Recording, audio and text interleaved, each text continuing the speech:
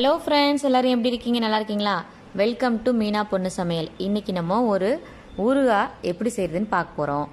அதுக்கு தேவையான பொருள்லாம் வந்து நெல்லிக்காய், பேரிக்காய், கேரட், குக்கும்பர், பச்சை மிளகாய், சால்ட், வினிகர், தண்ணி, பெருங்காயத்தூள்.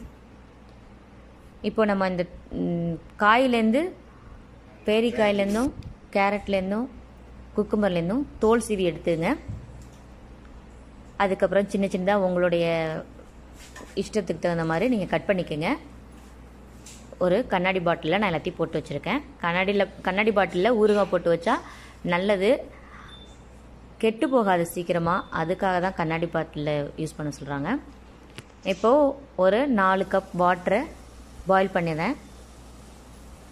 அந்த பபிள்ஸ்லாம் வரும்போது கொஞ்சம் இப்போ பபிள்ஸ் வர ஸ்டார்ட் பண்ணிடுச்சு. இப்போது இந்த ஸ்டேஜில் சால்ட் ஆட் பண்ணிடுறேன். அதுக்கடுத்து வினிகர் வந்து ஒரு 1/2 கப் ஆட் பண்ணுங்க. நல்லா கொதிக்கட்டும்.